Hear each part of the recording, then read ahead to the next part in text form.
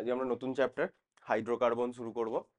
আচ্ছা, হাইড্রোকার্বন শুরু করার আগে আমার এটা বলার যে যারা জিওসি পড়িসনি তারা হঠাৎ করে হাইড্রোকার্বন পড়বি না, জিওসি পড়ে হাইড্রোকার্বন পড়বি। এবং জিওসিতে বলেছি আমাদের সেমিস্টার ওয়ানে অ্যাটমিক স্ট্রাকচার, বন্ডিং, পিরিয়ডিক টেবিলের যে কনসেপ্টগুলো আছে সেই কনসেপ্টগুলো ভালো করে না বুঝলে জিওসি হবে না। জিওসি ঠিক করে না হলে হাইড্রোকার্বন ঠিক করে হবে না। অর্গানিকটা তোর কাছে এমন একটা সাবজেক্ট টপিক হয়ে যাবে যেটা তোর মনে হবে আমার দ্বারা অর্গানিক হয় না, অর্গানিক অনেক মুখস্থ করতে হয়। কারণ তোর কাছে মেন যে রিয়াকশনের আন্ডারস্ট্যান্ডিংটা নেই।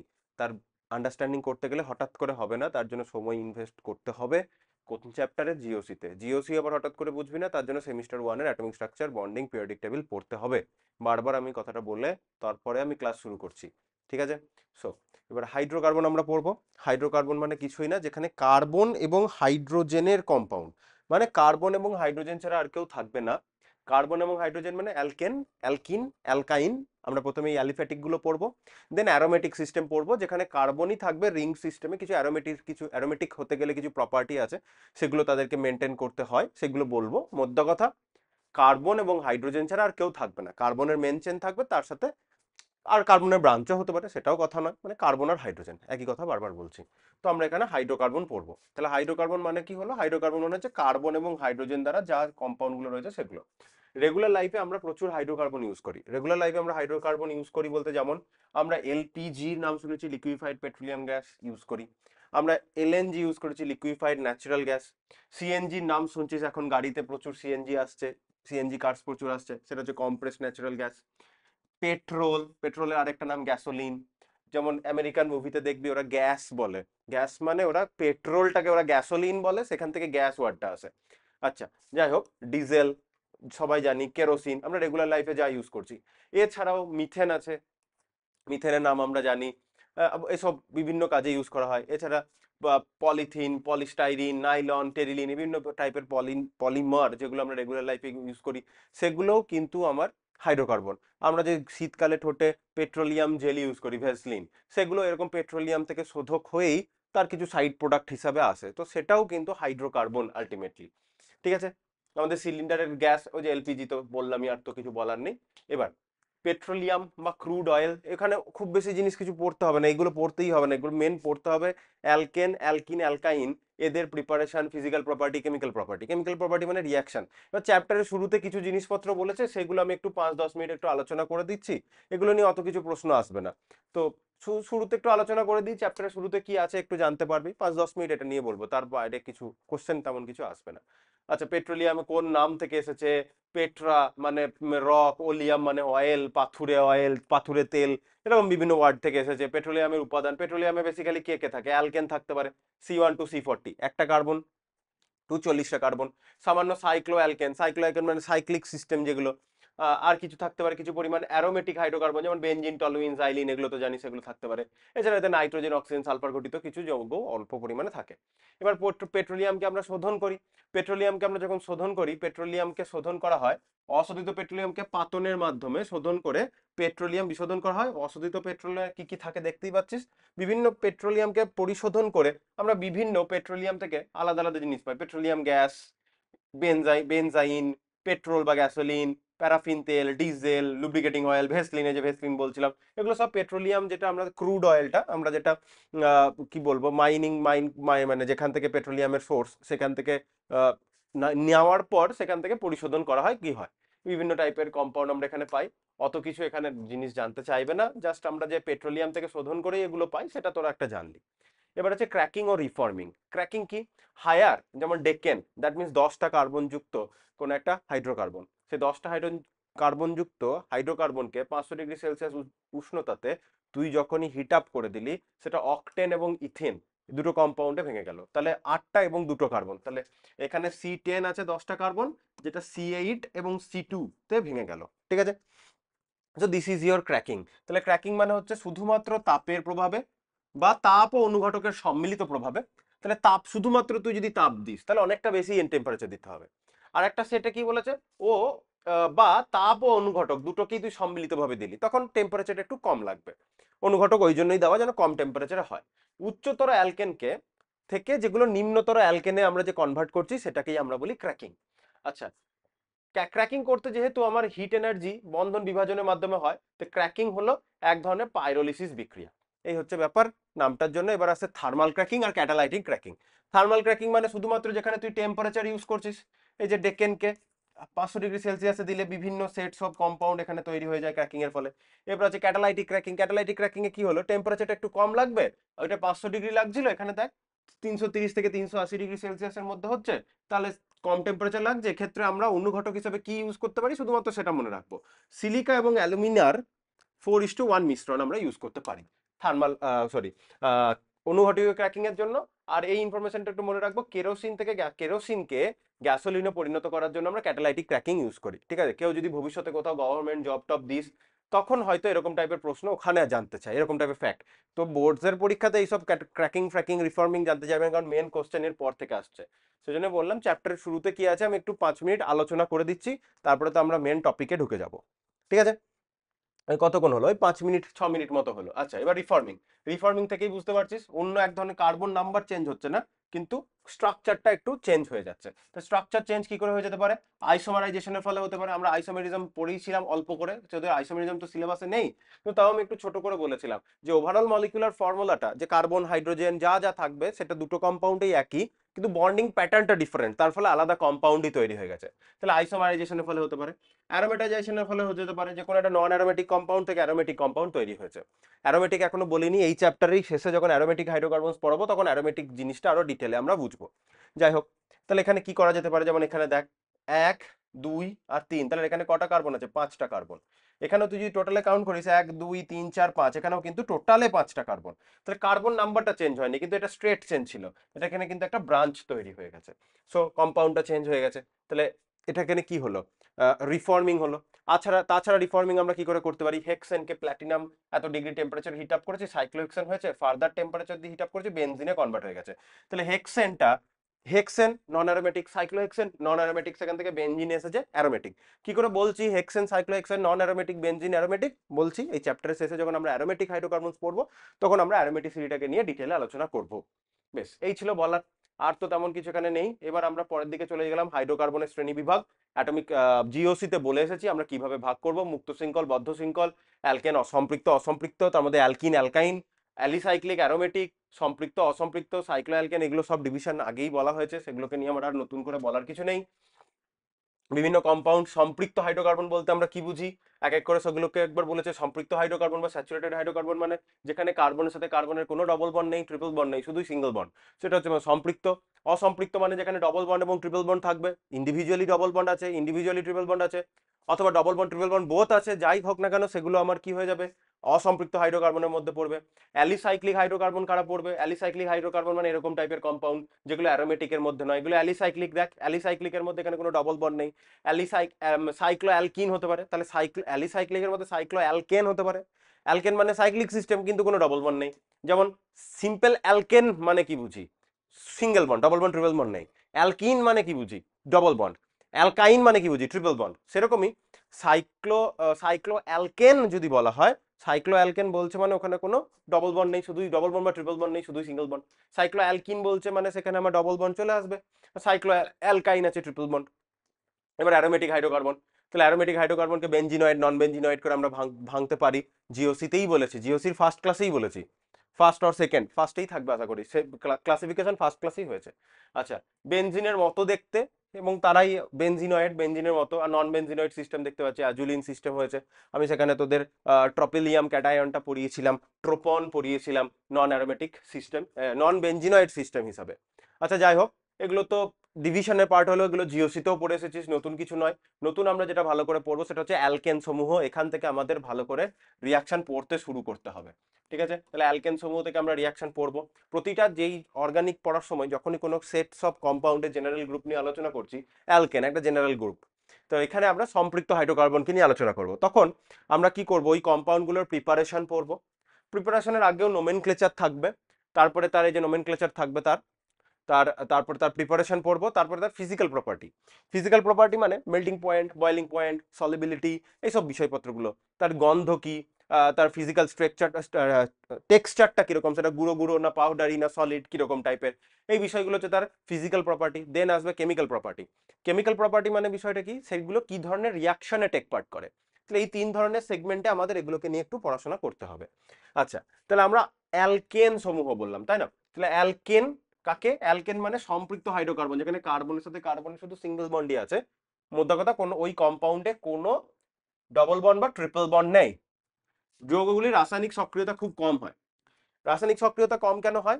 কারণ ওতে ইলেকট্রন ডেন্সিটিটা কম হয়। কার্বনের সাথে কার্বনের সিঙ্গেল বন্ড, আর আমি যদি বলি কার্বনের সাথে কার্বনের ডবল বন্ড, তাহলে সিঙ্গেল বন্ড আর ডবল বন্ডের মধ্যে কোথায় ইলেকট্রন ডেন্সিটি বেশি? অবশ্যই যেখানে ডবল বন্ড সেখানে ইলেকট্রন ডেন্সিটি বেশি, কারণ নাম্বার অফ বন্ডস বেশি, মানে নাম্বার অফ ইলেকট্রনস বেশি, কারণ বন্ড মানে তো দুটো ইলেকট্রন।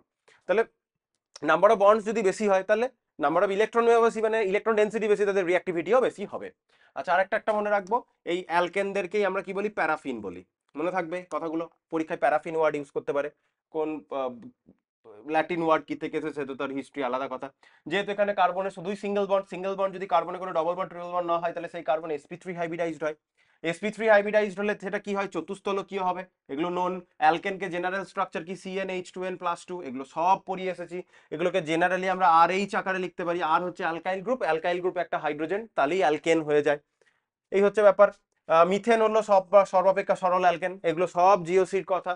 যখন আমরা হোমোলোগাস সিরিজ পড়িয়েছিলাম তখন এই জিনিসগুলো নিয়ে সব আলোচনা করেছি। আরেকবার করে ওই একই জিনিস আরেকবার করে রিপিটেশনে আসবে, তার সাথে আমরা নতুন জিনিস শিখবো। এবার অ্যালকেনের নোমেনক্লেচার আমি এখন বলবো না, কারণ নোমেনক্লেচার নিয়ে ইন্ডিভিজুয়ালি দুটো তিনটে ক্লাস হয়ে আছে জিওসিতে। সো ওই সেম নোমেনক্লেচার, তো আমি এখন নোমেনক্লেচার নিয়ে এখানে আমি কিছু আলোচনা করব না। ঘটনাকৃতি কিরকম, এই ঘটনাকৃতি নিয়েও জিওসিতে আলোচনা হয়েছে। এখানে এখানে যে সম্পৃক্ত হাইড্রোকার্বন, দ্যাট মিনস এখানে কার্বন sp3 হাইব্রিডাইজড হবে। sp3 হাইব্রিডাইজড হলে সমস্ত কার্বন কার্বন এবং কার্বন হাইড্রোজেন সব সিগমা বন্ড দিয়ে বন্ধন হয়ে থাকবে। বন্ড অ্যাঙ্গেল কত হবে? 109°28' হবে। Carbon carbon bond length, single বন্ডের লেন্থ হচ্ছে 1.54 অ্যাংস্ট্রম। এটা তো এমনি জানিস, কার্বন হাইড্রোজেন লেন্থটা আগে বলিনি, তো ওটা অতটা লাগে না। কার্বন কার্বন সিঙ্গেল বন্ডের লেন্থটা মনে রাখবি। এরকম অরবাইটাল পিকচার ড্র করে আমি কোথায় পড়িয়েছি? এরকম অরবাইটাল পিকচার ড্র করে আমি বন্ডিং এ পড়িয়েছি। বন্ডিং এ কোন টপিকে পাবি? বন্ডিং এ যেখানে হাইব্রিডাইজেশন পড়িয়েছি। হাইব্রিডাইজেশন, তাহলে বন্ডিং এ আমি যেখানে হাইব্রিডাইজেশন পড়িয়েছি সেখানে এইগুলো সব ভালো করে ডায়াগ্রাম করানো আছে। 11-এর প্লে স্টোর বলছি, সরি, প্লে লিস্টে যাবি, ক্লাস 11-এর কেমিস্ট্রি প্লে লিস্টে যাবি, দিয়ে দেখবি হাইড্রোকার্বন পার্ট 1, আরে sorry, hybridization part 1, hybridization part 2 দুটো দেখবি, তাহলে ওখানে সব ডিটেলে এগুলো করানো রয়েছে। ঠিক আছে? কোথায় কিভাবে হাইব্রিডাইজেশন হয়, অরবাইটাল ওভারল্যাপ ডিটেলে আলোচনা হয়েছে। আমি যেগুলো আগে করিয়েছি, আগে ডিটেলে পড়ানো হয়েছে, ইন্ডিভিজুয়াল হাইব্রিডাইজেশনের উপর ক্লাস হয়েছে, তো আমি সেই জিনিস এখন আর বলছি না। আচ্ছা, মেন আমার যেগুলোতে দিকে যেতে হবে। এবার কি আসছে? অ্যালকেনের গঠনগত সমবায়বতা। তাহলে এখানে আমাদের আইসোমেরিজমটা আমরা আগে পড়িনি, আমাদের এখন আইসোমেরিজমটা পড়তে হবে। এখানে কি কি আইসোমেরিজম হতে পারে? গঠনগত সমবায়বতার মধ্যে চেন আইসোমেরিজম আমরা দেখতে পাবো। চেন আইসোমেরিজম মানে কি? একটা সিম্পল স্ট্রেট চেন থাকবে, তার সাথে আমরা একটা ব্রাঞ্চ চেন পাবো। ওভারঅলে নাম্বার অফ কার্বনটা একই থাকবে, কিন্তু স্ট্রাকচারটা ডিফারেন্ট হয়ে যাবে। আমি যদি এন বিউটেন আর আইসোবিউটেন এটা যেটা ড্র করেছে, আমি যদি সেটা তোদের কিভাবে করতে হবে সেটা যদি একটা ধারণা দেওয়ার চেষ্টা করি, তাহলে বিষয়টা এরকম হবে যে তোকে যখনই আমি বলবো CnH2n+2, তাহলে টোটাল স্ট্রাকচার হবে C5, 10 আর 2 12, তাহলে CnH2n+2 এই কম্পাউন্ডটা দেওয়া রয়েছে। এটা পেন্টেন, তুই বুঝতে পারলি কি করে? পেন্টেন বুঝতে পারলি, তুই দেখলি CnH2n+2 এই ফর্মুলাটাতে এটা খাটছে। তাহলে এন এর ভ্যালু 5 হলে হাইড্রোজেনের ভ্যালু 12টা হওয়া উচিত। 5 2 10 + 2, তাহলে তুই বুঝে গেলি C5H12 is a alkane. Alkane যদি হয় 5টা কার্বন, তাহলে দিস ইজ ইউর পেন্টেন। তাহলে তুই এইটা দেখে বুঝে গেলি, জেনারেল স্ট্রাকচারটা দেখে এখানে কোনো ডবল বন্ড নেই। এছাড়া ডবল বন্ড ইকুইভ্যালেন্সের ক্যালকুলেট করা আমি শিখিয়েছিলাম, সেটা ক্যালকুলেট করলেও দেখা যাবে এখানে কোনো ডবল বন্ড ইকুইভ্যালেন্সের ভ্যালু 0 আসবে, কারণ এখানে কোনো ডবল বন্ডই নেই। আচ্ছা, এবার 5টা কার্বনকে তুই প্রথমে ড্র করে নিবি। 5টা ড্র করে নিলি, স্ট্রেট চেন ড্র হয়ে গেল, বাকি হাইড্রোজেন বসা CH3, এই টার্মে CH3, এই মাঝের গুলোতে সব CH2। তাহলে গুনে দেখ, 3 আর 2 5, 2 7 আর 2 9 আর 3 12, তাহলে এই কম্পাউন্ড ওভারঅল C5H12। ঠিক আছে? স্ট্রেট চেন হলে এইটাকেই আমরা বলি N পেন্টেন। যেহেতু স্ট্রেট চেন তাই আমরা এটাকে বললাম N পেন্টেন। তাহলে এর আরেকটা আইসোমার আমরা কি করে ড্র করব? কারণ এই আইসোমার গুলো তোকে ট্রায়াল এরর ছাড়া ড্র করা, তাছাড়া তোর কাছে উপায় নেই, তোকে ট্রায়াল এরর করে করেই ড্র করতে হবে। এবার আমি বোঝার সুবিধার জন্য একটা কার্বনকে নাম্বারিং করে দিলাম। ঠিক আছে? 1 2 3 4 5, যেদিক থেকে করি না কেন একই ব্যাপার, 1 2 3 4 5। এবার করবোটা কি? বন্ড ব্রেক করব, নতুন স্ট্রাকচার আসবে, 4 আর 5 এর বন্ড ব্রেক করব, ঠিক আছে? 4 আর 5 এর মধ্যে যদি বন্ডটা ব্রেক করি কেমন হবে বিষয়টা? 4টে কার্বনকে ড্র করি, 4, এই 5 নম্বর কার্বনটা, এটা 4 হলে এটা 5, এদের মধ্যে বন্ড ছিল সেটা কেটে দিয়েছি, তাহলে এদের মধ্যে বন্ড কেটে গেছে। 5কে তুলে নিয়ে এসে 3-এর সাথে বন্ড করাই, 5কে তুলে নিয়ে এসে যদি 3-এর সাথে বন্ড করাই তখন তার এটা 1 2 3 4, 5কে তুলে নিয়ে এসে যদি 3 এর সাথে বন্ড করিয়ে দিই তাহলে এরকম দেখতে লাগবে। 3 এর সাথে যদি বন্ড করাই এরকম করে দেখতে লাগবে 5 নম্বর কার্বনটা। অবশ্যই তুই এটাকে তুলে নিয়ে এসে এইখানটা এরকম করে লিখে দিস না যেন, তুলে নিয়ে এসে এটাকে এরকম করে লিখে দিস না যেন, তাহলে ওটাও যা হলো এটাও তাই হলো, একটা সিঙ্গেল চেন তুই নিচের দিকে বেঁকিয়ে লিখলি, আলাদা তো হলো না, একই হলো। তাহলে এটাকে তুলে নিয়ে এসে তোকে এখানে লিখতে হবে, ঠিক আছে? লিখলি, এবার বাকিগুলো হাইড্রোজেন দিয়ে ফিল আপ কর। টার্মিনাল মানে CH3, টার্মিনালে যে থাকবে CH3, টার্মিনালে যে থাকবে CH3, আর কি হবে, এই কার্বনটা 3 দিকে 3টে হাইড বন্ড আছে, তাহলে এখানে একটা, এটা CH2, ঠিক আছে? তাহলে এটাও দেখ ওভারঅলে তুই যদি দেখিস এটাও হচ্ছে C5H12, C5H12 মানে this is also pentane, this is also pentane, কিন্তু আমরা জানি একটা কার্বন থেকে দুটো মিথাইল গ্রুপ যদি বেরিয়ে থাকে, আমি অ্যালকাইল গ্রুপ যখন করিয়েছিলাম, methyl group, alkyl group, ethyl, methyl, ethyl, isopropyl, এসব যখন অ্যালকেন থেকে অ্যালকাইল গ্রুপ বানানো শিখিয়েছিলাম তখন বলেছিলাম একটা কার্বন থেকে দুটো যদি মিথাইলকে দেখতে পাই তখন তার নাম হয় আইসো, এবং টোটালিটিতে কটা কার্বন, 1 2 3 4 5টা কার্বন, তাহলে এটা হয়ে গেল আইসোপেন্টেন। এগুলো আমি যখন অ্যালকাইল গ্রুপ করিয়েছিলাম তখনও বুঝিয়েছিলাম, আবার বলছি, যদিও এটা হচ্ছে ট্রিভিয়াল নেম, ঠিক আছে? ট্রিভিয়াল নেম, আগের নেম যখন আইইউপিএসি নোমেনক্লেচার আসেনি তখন সেই নাম অনুযায়ী আইসোপেন্টেন হচ্ছে, কিন্তু আইইউপিএসি নোমেনক্লেচার অনুযায়ী কি হবে, আমাকে লংগেস্ট চেন খুঁজতে হবে, তাহলে this is your longest chain. তাহলে নাম্বারিং কোন দিক থেকে করবো, এমন এক দিক থেকে নাম্বারিং করবো যেন ব্রাঞ্চকে আগে পাই, তাহলে রাইট সাইড থেকে নাম্বারিং করতে হবে। কালারটা চেঞ্জ করি যেন ওভারল্যাপ না হয়, গ্রিনে গ্রিন মিশে যাবে, চল পার্পল ইউজ করি।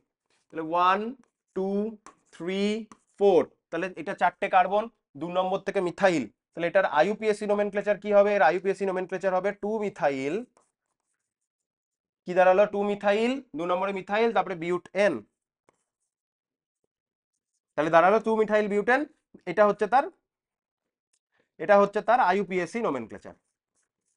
তাহলে আইইউপ্যাক নোমেনক্লেচারটা হচ্ছে এটা, আর তার ট্রিভিয়ালটা হচ্ছে আইসোপেন্টেন। সে যাই হোক না কেন, ওভারঅলে তুই কি দেখতে পাচ্ছিস, এটাও C5H12, এটাও C5H12, তাহলে ওভারঅলে কার্বন হাইড্রোজেন একই কিন্তু কম্পাউন্ড দুটো আলাদা, ওটা এন পেন্টেন, এটা আইসোপেন্টেন, তাহলে এটাকে আমরা বলছি একটা চেন আইসোমেরিজম, ঠিক আছে? তাহলে এই টাইপের আইসোমেরিজমকে আমরা বলি চেন আইসোমেরিজম, কারণ চেনটাই, চেন লেন্থ চেঞ্জ হচ্ছে, একটা স্ট্রেট চেন আছে এখানে ব্রাঞ্চ তৈরি হয়েছে, তাই না? তাহলে এটাকে আমরা বলছি চেন আইসোমেরিজম, ঠিক আছে? মনে থাকবে আশা করি। এরকম করে আরো কম্পাউন্ড তোর বইয়ে দেওয়া রয়েছে, নিজে একটু করে প্র্যাকটিস করে নিবি, তুই এরকম করে ট্রায়াল ইরর করে করে C5H12, ও সরি, এখানে এন বিউটেন আর আইসোবিউটেন ছিল, তাই না? এন বিউটেন আইসোবিউটেনটা মার্ক করে আমি C5H12 এরটা করেছি, তাহলে C5H12 এর আমি এন পেন্টেনটা তোকে দেখিয়েছি, এন পেন্টেন দেখিয়েছি, আর তোকে আমি আইসোপেন্টেন দেখিয়েছি, ঠিক আছে? তাহলে আমি তোকে এন পেন্টেন দেখিয়েছি, আইসোপেন্টেন দেখিয়েছি, আরো এটার আরেকটা সম্ভব নিওপেন্টেন, এটাই হচ্ছে ব্যাপার, বিউটেনের দুটো সম্ভব, এন বিউটেন আর আইসোবিউটেন, ঠিক আছে? আর আমি এখানে কি দেখালাম তোকে, আমি এখানে তোকে দেখালাম এর আরেকটা আছে, আমি তোকে এন পেন্টেন আর আইসোপেন্টেনটা দেখালাম, আইসোপেন্টেনের একটা ট্রিভিয়াল নেম আর এটা হচ্ছে আইইউপিএসি নেম। এবার এর আরো একটা আছে নিওপেন্টেন, সেটা তো তুই দেখতেই পেলি, এরকম করে করতে হবে, এরকম করে C6H14 এর তুই আরো এরকম করে ট্রায়াল এরর করে তুই অনেকগুলো আরো পাবি, হেক্সেন মানে এন হেক্সেন পেলি, 2 methyl pentane, 3 methyl pentane, 2 3 dimethyl butane, 2 2 dimethyl butane, এরকম করে অনেকগুলো স্ট্রাকচার আসবে, তাহলে এগুলো চেন আইসোমেরিজমের আন্ডারে। তাহলে দেখতে পেলাম কনফরমেশনাল আইসোমার, এইটা আমি নিয়ে একটা কথা বলি, এই কনফরমেশনাল আইসোমারটা ইম্পর্টেন্ট, এটা স্টিরিও আইসোমেরিজমের আন্ডারেই পড়ে, স্টিরিও আইসোমেরিজম ছিল না, কিন্তু এই কনফরমেশনাল আইসোমারটা আমি পড়িয়ে দেবো, কারণ যেহেতু হাইড্রোকার্বনের ভিতরে রয়েছে, প্রবাবলি তোর পরীক্ষাতে দেবে কি দেবে না তার তো কোনো গ্যারেন্টি নেই, কারণ ব্যাপারটা হচ্ছে স্টিরিও আইসোমেরিজমের আন্ডারে অপটিক্যাল আইসোমেরিজম আর জিওমেট্রিক্যালটা জিওসির আন্ডারে পড়ায় স্টুডেন্টদের, আর এই কনফরমেশনাল আইসোমারটা মানে স্টিরিওরই যে আরেকটা পার্ট কনফরমেশনাল আইসোমার, সেটাকে আমরা হাইড্রোকার্বন শেষে পড়ি, এই টপিকটাকে আমি একটা সেপারেট ভিডিওতে পড়াবো, এটা আমি একটা সেপারেট লেকচারে করাবো, ঠিক আছে? এটা আমি একটা সেপারেট লেকচার আপলোড হবে, যে hydrocarbon, certain number of lecture হবে হাইড্রোকার্বন, প্রবাবলি একদম অ্যারোমেটিক কম্পাউন্ড শেষ করে শেষ লেকচারটা আমি হাইড্রোকার্বনের কনফরমেশনাল আইসোমেরিজম বলে একটা সেপারেট লেকচারে পড়াবো, কিছু জিনিস এখানে বলতে হবে। এটা টোটাল এই ক্লাসের মাঝখানে হঠাৎ করে বলবো না, ইন্ডিভিজুয়াল টপিক করে বলবো। বল স্টিক মডেল নিয়ে এসে ভালো করে বিষয়টা বোঝাবো, কারণ এখানে আমাকে নিউম্যান কনফিগারেশনটা বোঝাতে হবে। এবার প্রবলেমটা কি হয়েছে, ওই যে স্টিরিও আইসোমেরিজম নেই, স্টিরিও আইসোমেরিজম যেই নেই তখন তো ফ্লাইং ওয়েজটা তো না হয় আমি বন্ডিং থেকে বলে বলে আসছি, তোকে আমি ফিসার শেখাতে হতো, শহর শেখাতে হতো, নিউম্যান শেখাতে হতো, এগুলো স্টিরিও আইসোমেরিজমের আন্ডারে শেখাতে হতো, কিন্তু যেহেতু নেই আমি ওগুলো শিখিয়ে উঠতে পারিনি। তো এইটার উপর আমি একটা সিঙ্গেল ক্লাস নেবো। আচ্ছা, নেক্সট আমরা যদি এখান থেকে পেরিয়ে যাই, এগুলো পড়াবো সবই কি করে হচ্ছে, খুব সিম্পল জিনিস, দেখে জটিল মনে হলেও জটিল নয় যদি মনে হয় জটিল। এবার যেটা বলেছিলাম, এবার আমরা প্রিপারেশন টেকনিক্সে চলে আসবো। অ্যালকেনকে আমরা কিভাবে প্রিপেয়ার করতে পারি, ঠিক আছে, অ্যালকেনকে আমরা কি করে প্রিপেয়ার করতে পারি। আজকের এই ক্লাসে আমরা প্রিপারেশন পড়বো, ফিজিক্যাল প্রপার্টি পড়বো, নেক্সট ক্লাসে আমরা কেমিক্যাল প্রপার্টি পড়বো, ঠিক আছে। তাহলে আমরা এটাকে প্রিপেয়ার করার চেষ্টা করি। প্রথম জীবনে প্রথমবারের জন্য আমরা এই যে 11-এ উঠলি, ফার্স্ট সেমিস্টার হয়ে গেল, সেকেন্ড সেমিস্টারে প্রথমবারের জন্য কোনো অর্গানিকের রিয়াকশন আমরা করব। ফার্স্ট রিয়াকশন আমাদের যেটা দিয়ে স্টার্ট করতে হয় সেটা হচ্ছে অ্যালকিন মানে ডবল বন্ডেড সিস্টেম, বা অ্যালকাইন ট্রিপল বন্ডেড সিস্টেম, সেখানে হাইড্রোজেনেশন দ্বারা। এই ওয়ার্ডগুলোর দিকে ভালো করে দেখ, হাইড্রোজেনেশন মানে হাইড্রোজেন ঢুকিয়ে দেবো, হাইড্রোজেন ইনসার্শন হবে, বন্ড কাটবে হাইড্রোজেন ঢুকবে, তাহলে হাইড্রোজেনেশন। ডবল বন্ডে এবং ট্রিপল বন্ডের মধ্যে হাইড্রোজেন ঢুকবে, দিয়ে সেই ডবল বন্ডকে সিঙ্গেল বন্ডে এবং ট্রিপল বন্ডকে সিঙ্গেল বন্ডে কনভার্ট করার আমরা চেষ্টা করবো, তাই হাইড্রোজেনেশন। যদি আমি বলি ডিহাইড্রোজেনেশন, তাহলে ডিহাইড্রোজেনেশন মানে বুঝবো কোনো কম্পাউন্ডের ভেতর থেকে হাইড্রোজেন বেরিয়ে যাচ্ছে, ঠিক সেম ওয়েতে আমি যদি বলি হাইড্রেশন, হাইড্রেশন মানে জল ইনসার্শন হচ্ছে, H2O ইনসার্শন হচ্ছে, ঠিক আছে, একদিকে এইচ একদিকে OH এইভাবে ইনসার্শন হবে। যাই হোক, মার্কোনিক অফ অ্যাডিশন সব শেখাবো, সেগুলো পরের কথা, কিন্তু হাইড্রেশন মানে হচ্ছে ওয়াটার ইনসার্শন হচ্ছে, ডিহাইড্রেশন মানে ওয়াটার বেরিয়ে যাচ্ছে, ঠিক আছে। সেম ওয়েতে যদি বলি হাইড্রো হ্যালোজেনেশন, হাইড্রো হ্যালোজেনেশন মানে হাইড্রোজেন এবং হ্যালোজেন ঢুকছে, ডিহাইড্রো হ্যালোজেনেশন তাহলে হাইড্রোজেন এবং হ্যালোজেন বেরিয়ে যাচ্ছে। টার্মগুলো আশা করি বুঝতে পারলি। তাহলে হাইড্রোজেনেশন মানে হাইড্রোজেন ইনসার্ট হবে। আচ্ছা, কিভাবে করতে হবে সেটা তো দেখাচ্ছি, কি রিয়েজেন্ট ইউজ করব, কি ইউজ করব, মেন ফান্ডাটা আমরা কি করতে চাইছি। যদি কার্বনের সাথে কার্বনের ডবল বন্ড থাকে, লেটস সে বাকি দুটোতে এরকম করে হাইড্রোজেনই আছে, হাইড্রোজেনই আছে, এখান থেকে তুই বানাতে চাইছিস যে ডবল বন্ড কাটবো, ওই কার্বন নাম্বারটা হঠাৎ করে চেঞ্জ হবে না, কার্বন নাম্বার ফিক্সই রাখছি। তাহলে কার্বনের সাথে কার্বনের যদি সিঙ্গেল বন্ড হয় তাহলে তোকে কি করতে হবে, কার্বনের সাথে যদি কার্বনের সাথে কার্বনের সিঙ্গেল বন্ড হয় তাহলে তোকে এখন এক্সট্রা হাইড্রোজেন লাগবে কার্বনের ভ্যালেন্সিটাকে ফিল আপ করার জন্য। তাহলে এই দুটো হাইড্রোজেন লেটসে আমার এক্সট্রা লাগলো।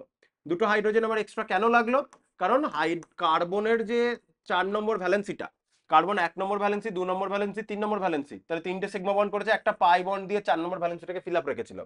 আমি যে পাই বন্ডটাকে কেটে দিলাম, তাহলে কার্বনের এবার দুটো কার্বনেরই 4 নম্বর ভ্যালেন্সিটা ফাঁকা হয়ে গেল, কি করবে সেই জায়গায় হাইড্রোজেন দিয়ে ফিল আপ করবে। তাহলে এখানে আমি হাইড্রোজেন ইনসার্শন হলো, তাহলে হাইড্রোজেনেশন হলো। তাহলে একটা ডবল বন্ড কেটে সিঙ্গেল বন্ড যখন করছি তখন 2 পিস হাইড্রোজেন অ্যাটম ঢুকছে, মলিকিউল বললে একটা হাইড্রোজেন মলিকিউল ঢুকছে, এটা করতে চাইছি। যদি ট্রিপল বন্ড থাকতো তাহলে দুবার লাগতো, কারণ ট্রিপল বন্ড হলে আমি এরকম বলতে পারি বিষয়টা, কি রিয়েজেন্ট ইউজ করবো বই থেকে মার্ক করে দেবো, মুখস্থ করে নিবি। ট্রিপল বন্ড, এখানে একটা হাইড্রোজেন, এখানে একটা হাইড্রোজেন, তাহলে প্রথমে তার একটা বন্ড কাটলাম, তাহলে ফার্স্টে একটা এই হাইড্রোজেন ইনসার্শন হলো, তাহলে এটা ডবল বন্ডে কনভার্ট হলো, এই জায়গাটায় পৌঁছালো, এই জায়গাটায় পৌঁছালো, তাহলে একটা হাইড্রোজেন এক্সট্রা এখানে অ্যাড হলো। আমি যদি কালারটা চেঞ্জও করে দিই বোঝানোর জন্য তোর, তাহলে একটা এক্সট্রা হাইড্রোজেন অ্যাড হলো, সেই হাইড্রোজেন দুটো তুই এখানে দেখতে পাচ্ছিস, ট্রিপল বন্ড কেটে ডবল বন্ড হলো, দেন আমি এখান থেকে এখানে চলে এলাম, সেটা ফার্দার হাইড্রোজেন অ্যাড হয়ে গেলে এই ঘটনাটা ঘটবে, তাই তো। তো এটাই বলতে চাইছি। তাহলে ডবল বন্ড বা ট্রিপল বন্ড কাটবো, তার জায়গায় হাইড্রোজেন ঢুকবে, তাহলে তার জায়গায় যদি আমরা হাইড্রোজেন ঢোকাই কিরকম পাবো দেখি। দেখ, CH দিয়েছে, আমি CH2 নিয়েছিলাম, ওরা ধরে নিয়েছে এখানে আরো কার্বনের চেন চলছে, মাঝখানে ডবল বন্ড, হাইড্রোজেন অ্যাড হবে। এই হাইড্রোজেন অ্যাড হলে তোকে কি দিতে হবে, কি লেখা আছে, নিকেল, প্ল্যাটিনাম বা প্যালাডিয়াম, তিনটেই লাগবে না, নিকেল দিলেও হবে, প্ল্যাটিনাম দিলেও হবে, প্যালাডিয়াম দিলেও হবে, তিনটের মধ্যে যে কোনো একটা মেটাল লিখলি, কমা 200 থেকে 300 ডিগ্রি সেলসিয়াস, 200 থেকে 300 ডিগ্রি সেলসিয়াস লাগবে। এটা একটা রিয়েজেন্ট হতে পারে, অথবা বা লেখা রয়েছে মানে আলাদা একটা, অথবা র্যানি নিকেল দিতে পারিস, 25 ডিগ্রি সেলসিয়াসে কাজ হয়ে যাবে। র্যানি নিকেল কি, এই বইটার এই পেজের এখানে দেখতে পাচ্ছি উকি মারছে, র্যানি নিকেল আমরা পড়বো। র্যানি নিকেল কি, ওটা এক ধরনের ক্যাটালিস্ট ইউজ করছি আমরা, ঠিক আছে, রিয়েজেন্ট বলতে পারি লেটসে। তো র্যানি নিকেলে নিকেল ইউজ করছি, তাহলে র্যানি নিকেল এমন ধরনের নিকেল যে নিকেলের সক্রিয়তাটা অনেকটা বেশি, তাহলে তার সক্রিয়তাটা অনেকটা বেশি বলে লোয়ার টেম্পারেচারেই কাজ হয়ে যাচ্ছে। এই হাইড্রোজেনটা এখানে ইনসার্ট হয়ে গেল, ডবল বন্ড কাটলো, এটা CH2 হয়ে গেল, CH ছিল, ঠিক আছে। তাহলে রিয়েজেন্ট চিনলাম, এখানেও সেম রিয়েজেন্ট সেটই দিয়েছে। দেখ বলেছিলাম নিকেল দিলেও হবে, প্ল্যাটিনাম দিলেও হবে, প্যালাডিয়াম দিলেও হবে, তিনটেই লিখতে হবে এমন কোনো কথা নয়। এখানে কি লিখেছে, nickel 200°C, platinum 200°C, nickel উপরেরটা প্ল্যাটিনাম লিখলে কি হতো না হতো, উপরেরটা প্যালাডিয়াম লিখলে কি হতো না হতো। তিনটের মধ্যে একটা মেটাল দাও, 200 to 300°C দাও, অর রানি নিকেল ইউজ করো, সব লেখার দরকার নেই, যে কোনো একটা রিয়েজেন্ট দিবি, তাহলে ডবল বন্ড কেটে ওখানে কি তৈরি হয়ে যাবে, সিঙ্গেল বন্ড তৈরি হয়ে যাবে এবং হাইড্রোজেন ঢুকে যাবে। এখানে সেই কথাটাই বলেছে। আচ্ছা তোদের তো সারফেস কেমিস্ট্রি এখনো নেই, সারফেস কেমিস্ট্রি থাকলে বুঝতে পারতাম এই যে মেটালগুলো আছে না, এই মেটালটার যে বেডটা, একটা জায়গাতে মেটালগুলো রাখা রয়েছে, মেটালগুলো কি হয়, গুঁড়ো গুঁড়ো করা থাকে, ঠিক আছে, সেই মেটালের সারফেসের উপর হাইড্রোজেন গুলো অ্যাটাচ থাকে, ঠিক আছে, হাইড্রোজেন গুলো ভ্যান্ডারওয়াল ফোর্সের থ্রু অ্যাটাচড আছে। এবার যে ডবল বন্ড গুলো ঢুকছে, ডবল বন্ড এগুলো এই মেটালের সারফেস, এখানে হাইড্রোজেন গুলো এরকম করে অ্যাটাচড হয়ে রয়েছে, ঠিক আছে, পরপর পরপর অনেক হাইড্রোজেন এরকম করে মেটাল বেডে আটকে রয়েছে, ধর এটা একটা হাইড্রোজেন, এই ডবল বন্ড আসছে, ডবল বন্ড এখান থেকে হাইড্রোজেনটাকে তুলছে, নিজে সিঙ্গেল বন্ড হয়ে বেরিয়ে যাচ্ছে, সে কারণে লাগে। তাহলে অন্তর্ধৃতি লেখা থাকবে কোথাও নিশ্চয়ই। আহ তো কি বলি, বিচূর্ণ নিকেল প্ল্যাটিনাম প্যালাডিয়াম অনুঘটকের উপস্থিতিতে হাইড্রোজেন দ্বারা অ্যালকিন বা অ্যালকাইনের বিজারণ দ্বারা অ্যালকেনকে প্রস্তুত করে, বিজারণ কারণ হাইড্রোজেন ঢুকছে তাই বিজারণ। এই পদ্ধতিতে অনুঘটকীয় হাইড্রোজেনেশন বলে, ক্যাটালাইটিক হাইড্রোজেনেশন আমরা বলতে পারি। বিক্রিয়া প্রস্তুতি প্রযুক্ত চাপ ও উষ্ণতা ব্যবহৃত অনুঘটকের প্রকৃতির উপর নির্ভর করে। যেমন দেখতে পেলি রানি নিকেল যখন ইউজ করছিলাম আমার 25°তেই কাজ হয়ে যাচ্ছিল, কিন্তু নিকেল প্ল্যাটিনাম প্যালাডিয়াম যখন ইউজ করছি তখন 200 থেকে 300°C লাগছে, ঠিক আছে। অ্যালকিন বা অ্যালকাইন বাষ্প ও হাইড্রোজেন মিশ্রণ, ঠিক আছে, ওই একই কথাই লিখেছে। আচ্ছা এই পদ্ধতিকে কি আরেকটা নেম রিয়াকশন আছে, এটাকে আমরা স্যাবেটিয়ার স্যান্ডেন্স বিজারণ বলতে পারি, ঠিক আছে। তাহলে এটাকে আমরা স্যাবেটিয়ার স্যান্ড্রেন্স বিজারণ বলতে পারি, এটা ইউজ করা হয়।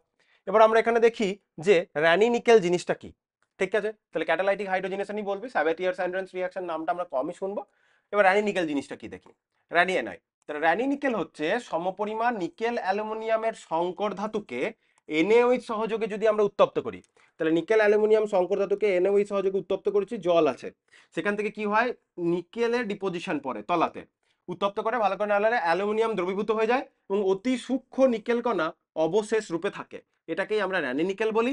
জল দিয়ে ধুয়ে বা অ্যালকোহল দিয়ে ধুয়ে নিচে রাখা হয়, তাহলে এটা যে ডিপোজিশন করলো, তাহলে উৎপন্ন হাইড্রোজেন গ্যাস, এখানে একটা হাইড্রোজেন গ্যাস তৈরি হয়েছে, গ্যাস সূক্ষ্ম নিকেল চূর্ণে শোষিত তথা অন্তর্দিত অকুলেটেড থাকে বলে র্যানি নিকেলের কার্যকারিতা বেশি হয়। তাহলে কি বলবো, এই যে সারফেস কেমিস্ট্রি বারবার বলছিলাম না, এই মেটালের যে সারফেস, সেই মেটালের সারফেসে হাইড্রোজেন গুলো অ্যাটাচ থাকছে, ঠিক আছে, ভ্যান ফোর্সের থ্রু, ডবল বন্ড এসে হাইড্রোজেনগুলোকে তুলে নিয়ে বেরিয়ে চলে যাচ্ছে, কারণ মেটাল সারফেসে হাইড্রোজেনটা উইক ফোর্সের থ্রু অ্যাটাচড, ডবল বন্ড এসে হাইড্রোজেনটাকে নিয়ে বেরিয়ে যাচ্ছে। এবার মেটাল সারফেস এরিয়াটা যত বেশি হবে, তত বেশি হাইড্রোজেন ওখানে অ্যাটাচ থাকতে পারবে, তত বেশি এই হাইড্রোজেনেশনটা হবে। এই কারণে যেহেতু এখানে দেখ কি বলেছে, অতি সূক্ষ্ম নিকেল কণা তলায় পড়ে, অতি সূক্ষ্ম নিকেল কণা তলায় অবশেষ রূপে পড়ছে বলে সারফেস এরিয়াটা অনেক বাড়ছে, যত গুঁড়ো গুঁড়ো করতে পারা যাবে তত বেশি সারফেস এরিয়া বাড়বে। তো সেই কারণে রানি নিকেলের সক্রিয়তাটা অনেক বেশি, কারণ এই নিকেলটা অনেক বেশি সূক্ষ্ম, তো অনেক হাইড্রোজেন উপরে অন্তর্ধৃত বা অকুলেটেড অবস্থায় থাকতে পারে, তা অনেক বেশি হাইড্রোজেন থাকলে ক্যাটালাইটিক হাইড্রোজেনেশনটা অল্প টেম্পারেচারেই হয়ে যাচ্ছে, ঠিক আছে। এই ছিল ক্যাটালাইটিক হাইড্রোজেনেশন, আশা করি বুঝতে পেরেছিস কিভাবে পরীক্ষা লিখতে হবে। আচ্ছা এই হাইড্রোজেনেশন বিক্রিয়া ব্যবহার আমরা কোথায় করতে পারি, এটা হাইড্রোজেনেশন ইউজ করে একটা অসম্পৃক্ত যৌগে দ্বিবন্ধনের সংখ্যা নির্ণয় করতে পারি। যদি একটা ডবল বন্ড থাকে তাহলে 1 মোল হাইড্রোজেন মলিকিউল কনজিউম হবে, যদি দুটো ডবল বন্ড থাকে তাহলে 2 মোল হাইড্রোজেন মলিকিউল কনজিউম হবে, কারণ একটা ডবল বন্ড কাটলে দুটো হাইড্রোজেন অ্যাটম জুড়ে যায়, তো দুটো হাইড্রোজেন অ্যাটম মানে একটা হাইড্রোজেন মলিকিউল সেটা।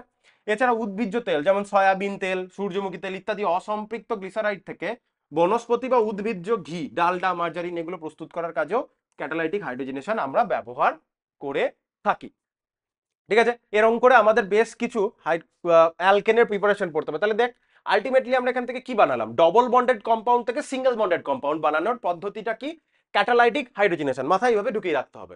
তো ডবল বন্ডেড কম্পাউন্ড থেকে সিঙ্গেল বন্ডেড কম্পাউন্ড যদি বানাই, তাহলে অবশ্যই কার্বন কার্বন ডবল বন্ড থেকে কার্বন কার্বন সিঙ্গেল বন্ড বানাতে চাইলে আমরা ক্যাটালাইটিক হাইড্রোজেনেশন কি ইউজ করছি, সেটা আমরা কি করে করতে পারি, নিকেল প্ল্যাটিনাম প্যালাডিয়ামের মধ্যে যে কোনো একটা ধাতু নেব, স্ল্যাশ 200 থেকে 300° টেম্পারেচার নেব, কাজ হয়ে যাবে। অবশ্যই এদিকে হাইড্রোজেনটা দিতে হবে, তুই যদি শুধু মেটাল আর টেম্পারেচার দিস তাহলে কি করে হবে, হাইড্রোজেনটাও মেনশন করতে হবে, অবশ্যই হাইড্রোজেনটাও তোকে এখানে মেনশন করতে হবে, হাইড্রোজেনও লাগবে।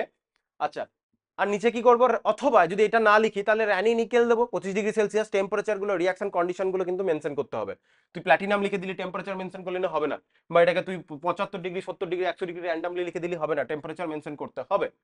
রানী নিকেল লিখলে 25 ডিগ্রি, রানী নিকেল লিখে তুই যদি 200 ডিগ্রি টেম্পারেচার লিখে দিস কেটে দেবে। তাহলে এই রিয়েজেন্ট মেনশন করবো। তাহলে double bonded carbon carbon double bond থেকে কার্বন কার্বন সিঙ্গেল বন্ড বানানোর পদ্ধতি হচ্ছে ক্যাটালাইটিক হাইড্রোজেনেশন। আশা করি এইভাবে করতে হবে। এরকম করে আমরা এবার অনেক ধরনের পদ্ধতি দেখব অ্যালকেন বানানোর। এখানে ডবল বন্ড থেকে অ্যালকেন তৈরি হলো। এর পরেরটাতে দেখতে পাওয়া যাচ্ছে হ্যালাইড আরএক্স আছে, মানে হ্যালোজেন থাকবে, সেখান থেকে অ্যালকেন বানাবো। ঠিক আছে, নেক্সট দেখ অ্যালকোহল আছে, অ্যালকোহল থেকে আমরা অ্যালকেন বানাবো। তাহলে আলাদা আলাদা সাবস্ট্রেট থেকে আমরা অ্যালকেনকে বানানোর চেষ্টা করছি, কি কি রিয়েজেন্ট ইউজ করতে পারি। এরপরে গ্রিগনার রিয়েজেন্ট, একটা ইম্পর্টেন্ট জিনিস আমরা পড়বো। তারপরে দেখ সিএইচ আর C double O N A, মানে আমরা অ্যালকোহল অ্যাসিড থেকে কি করে বানাতে পারি সেটা। তারপরে এখানে উডস রিয়াকশন আছে, আর এক্স থেকে আর একটা পদ্ধতি আমরা পড়বো, কোল বেজ ইলেকট্রোলিসিস পড়বো। এরকম করে প্রচুর প্রিপারেশন মেথোডোলজি আমরা পড়বো এক এক করে। তারপরে কোরে হাউস আছে, এগুলো সব ছোট ছোট করে ইম্পর্টেন্ট রিয়াকশন। তাহলে বিভিন্ন আলাদা আলাদা সাবস্ট্রেট থেকে আমরা কাকে বানাতে চাইছি, আলাদা আলাদা সাবস্ট্রেট থেকে আমরা সেই অ্যালকেনকে বানানোর চেষ্টা করব এখানে। এরপরে ফিজিক্যাল প্রপার্টি পড়ে যখন কেমিক্যাল প্রপার্টিতে যাব, তখন অ্যালকেন থেকে বিভিন্ন বিভিন্ন প্রোডাক্ট আমরা বানানোর চেষ্টা করব। তো সেটা হচ্ছে অ্যালকেনের কেমিক্যাল প্রপার্টির মধ্যে। ঠিক আছে, এইভাবে আমরা নেক্সট রিঅ্যাকশনের দিকে যাই। ঠিক আছে, এবার এবার অ্যালকিল হ্যালাইডের বিজারণ থেকে দেখব। বিজারণ কেন বলছে প্রতিক্ষেত্রে? কারণ হাইড্রোজেন অ্যাডিশন হচ্ছে, সেই জন্য বিজারণ বলছে, রিডাকশন। তাহলে অ্যালকিল হ্যালাইডে, তাই তো? অ্যালকিল হ্যালাইড বলতে ধর অ্যালকাইল গ্রুপ বা অ্যালকিল গ্রুপ কোনটা, CH3 ধর। ঠিক আছে, হ্যালোজেন বলতে ধর এখানে ফ্লোরিন ক্লোরিন ব্রোমিন আয়োডিনের মধ্যে কোন একটা হ্যালোজেন আছে, লেটস সে ফ্লোরিন। এটা কেটে যাবে, দিয়ে যদি CH3 থেকে এরকম হলো। এবার যদি CH3 এই জায়গাটা থেকে CH3 ক্লোরিন, এখান থেকে যদি ক্লোরিনটা বেরিয়ে গিয়ে এখানে যদি হাইড্রোজেন বন্ড করে নেয়, তাহলে CH4 হয়ে যাচ্ছে। তো সেটাই আমরা এখানে তৈরি করার চেষ্টা করব। কি রিয়েজেন্ট ইউজ করব সেটা আমরা দেখি। তাহলে বেশ কিছু রিয়েজেন্ট আমরা এখানে ইউজ করতে পারি। আমরা জিঙ্ক HCl ইউজ করতে পারি, এটা একটা রিয়েজেন্ট। আমরা zinc CH3COOH acetic acid use করতে পারি। জিঙ্ক NaOH ইউজ করা যেতে পারে। জিঙ্ক কপার কাপল অ্যালকোহল, ইথাইল অ্যালকোহল ইউজ করতে পারি। অ্যালুমিনিয়াম অ্যামালগাম, যদি মার্কারির সাথে অ্যালয় থাকে মেটালের, সেটাকে আমরা অ্যামালগাম বলি। অ্যালুমিনিয়াম অ্যামালগামের সাথে আমরা ইথাইল অ্যালকোহল ইউজ করতে পারি। তাহলে এই রিয়েজেন্ট গুলো যদি আমরা ইউজ করি, আর এক্সট্রা আর এইচ এ কনভার্ট হয়ে যাবে। এটাই এখানে বিভিন্ন রিঅ্যাকশন দিয়েছে। আসপারটিক CH3CH2 যদি নিই, যদি আইরাইড থেকে জিঙ্ক কপার কাপল অ্যালকোহল নিলাম, তাহলে এটা ইথেনে কনভার্ট হয়ে যাবে। এভাবে। এছাড়া বলেছে আরেক দুটো স্ট্রং রিডিউসিং এজেন্ট আমাদের হয়। একটাকে আমরা বলি lithium aluminium hydride, LiAlH4। Lithium aluminium hydride বলি আমরা এটাকে। লিথিয়াম অ্যালুমিনিয়াম হাইড্রাইড খুব স্ট্রং একটা রিডিউসিং এজেন্ট, এখান থেকে H- আয়ন বেরিয়ে আসে। সোডিয়াম বোরোহাইড্রাইড, তো লিথিয়াম অ্যালুমিনিয়াম হাইড্রাইড খুব স্ট্রং রিডিউসিং এজেন্ট, এটাকে কন্ট্রোল করাটা আমাদের পক্ষে একটু কষ্টকর হয়। অনেক অনেক নেগেটিভ টেম্পারেচারে কাজ করতে হয়। তো সোডিয়াম বোরোহাইড্রেট যেটা আছে NaBH4, কম্পারেটিভলি হায়ার টেম্পারেচারে কাজ করানো যায় এটাকে, মানে কিছুটা কন্ট্রোলেবল লিথিয়াম অ্যালুমিনিয়াম হাইড্রাইড থেকে। তো সোডিয়াম বোরোহাইড্রেট দিয়েও কাজ করা যেতে পারে, অথবা প্যালাডিয়াম অনুঘটকের প্রেজেন্সে তো আমরা করেছি। এক্ষেত্রে কি হবে, তাহলে এখানে যে RX আছে সেটাও RH এ কনভার্ট হলো, এবং লিথিয়াম অ্যালুমিনিয়াম হাইড্রাইডে 4টে হাইড্রোজেন আছে বলে ও একাই 4টে সাবস্ট্রেটের সাথে রিঅ্যাকশন করে যাচ্ছে। অথবা RX এ হাইড্রোজেন দিয়ে যে প্যালাডিয়াম দিয়ে হিট দিয়ে দিলাম, তাতেও RH তৈরি হয়ে যাবে, কোনো ব্যাপার নেই। এবার এখানে একটা জিনিস দিয়েছে, টারশিয়ারি অ্যালকাইল যদি থাকে, লিথিয়াম অ্যালুমিনিয়াম হাইড্রাইড ইউজ করে এখানে অ্যালকিন তৈরি হয়, সোডিয়াম বোরোহাইড্রাইড ইউজ করে তবে কিন্তু এখানে অ্যালকেন তৈরি হবে। এরকম টাইপের স্পেশাল সিচুয়েশন গুলো আমাদের একটু জেনে রাখতে হবে। ঠিক আছে, বেশ। বাকি এই এজেন্ট এখন লাগবে না, যখন পরে লাগবে, যতটুকু আমি বলছি ততটুকুর দিকে তাকা, বাকি পরে দেখা যাচ্ছে। অ্যালডিহাইড এবং কিটোনের এই নেম রিঅ্যাকশনটা পরের বছর বা যে সেমিস্টারে হ্যালো অ্যালকেন বলছি, অ্যালডিহাইড কিটোন কার্বক্সিলিক অ্যাসিড পড়বো, সেখানে আমরা ক্লিমেনসন রিডাকশন পড়বো। তো এই নামটার দিকে ভালো করে দেখে রাখ, ক্লিমেনসন রিডাকশন বা ক্লিমেনসন বিজারণ। ক্লিমেনসন বিজারণে কি হয়, মেন কথাটা হচ্ছে ক্লিমেনসন বিজারণে সি ডবল বন্ড ও যেটা থাকছে, কি C+O, এদিকে তো বন্ড আছে। এই ক্লিমেনসন রিডাকশন হলে এই C+O টা CH2 তে কনভার্ট হয়ে যাবে। বাকি তো যা আছে আছে, তাহলে C+O CH2 তে কনভার্ট হয়ে যাচ্ছে, তাহলে অক্সিজেন বেরিয়ে যাচ্ছে এবং হাইড্রোজেন অ্যাডিশন হচ্ছে। সো এটা একটা রিডাকশন প্রসেস। আশা করি বুঝতে পারছিস কথাটা। এখানে কি ইউজ করা হয়, যেটা ইউজ করা হয়েছে এখানে বলা রয়েছে, এখানে না পড়ে মেন রিঅ্যাকশনে চলে আয়, তাহলেই বুঝে যাবে কি ইউজ করা হচ্ছে। RCHO তে এখানে কি ইউজ করা হয়, এখানে ইউজ করা হয়, দেখ ইউজ করা হয়েছে জিঙ্ক অ্যামালগাম গারো HCl। তাহলে C ডবল বন্ড ওটা CH2 তে কনভার্ট হয়েছে, একটা হাইড্রোজেন তো ছিল, CH3 হয়ে গেছে। এখানে সি ডবল বন্ড ওটা দেখ CH2 তে কনভার্ট হয়েছে। ঠিক আছে, এইভাবে বেশ কিছু উদাহরণ আছে। এরপরে দেখ রেড ফসফরাস এবং বদ্ধপাত্র, কোথাও রেড ফসফরাস দিয়ে আর এবং HI, রেড ফসফরাস HI বদ্ধপাত্রে যদি রিয়াকশন করানো হয় তাহলে অনেক ধরনের সাবস্ট্রেটকে আমরা অ্যালকেনে কনভার্ট করতে পারি। যদি অ্যালকোহল থাকে, HI রেড ফসফরাস দিয়ে রিয়াকশন করে CH4 পেয়েছি। যদি আয়োডাইড থাকে, হ্যালো অ্যালকেন আর কি, HI রেড ফসফরাস দিয়ে তাতে পেয়েছি। যদি অ্যালডিহাইড থাকে তাতেও সেম রিয়েজেন্ট দিয়ে আমরা অ্যালকেন পেতে পারি। যদি অ্যাসিটোন থাকে মানে কিটোন থাকে, সেম রিয়েজেন্ট অ্যালকেন পেতে পারি। যদি অ্যাসিটিক অ্যাসিড নিই মানে কার্বক্সিলিক অ্যাসিড নিই, HI রেড ফসফরাস দিয়ে রিঅ্যাকশন করছি তাতেও আমরা কিন্তু অ্যালকেন পেয়েছি। তাহলে এটা একটা ভালো রিয়েজেন্ট, অনেক ধরনের সাবস্ট্রেট থেকে অ্যালকেনে কনভার্ট করতে পারে।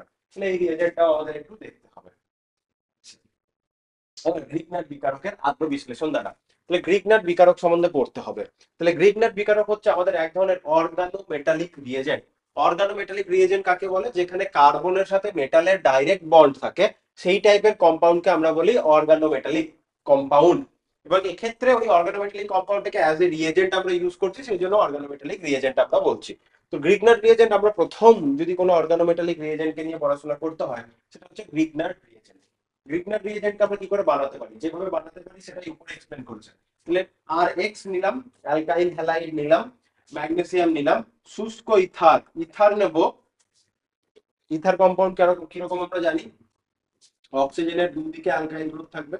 অ্যালকাইল গ্রুপটা একই হতে পারে, ডিফারেন্ট হতে পারে। তাহলে আরো আর ড্যাশ দেখলাম। তাহলে কি এটা? ইথার। ইথারটাকে শুষ্ক অবস্থায় নিতে হবে, দ্যাট মিনস ড্রাই ইথার লেখা থাকবে ইংলিশ বইয়ে। মানে জল নেই, তার মানে যেটা লিকুইড নয় তা নয়, অন্য কোনো সাবস্টেন্স লিকুইড হতে পারে, কিন্তু তার ভিতরে জল থাকবে না। সো শুষ্ক ইথার নিলাম। তাহলে RX আর Mg রিয়াকশন করে গ্রিগনার বিকারক RMgX তৈরি করে।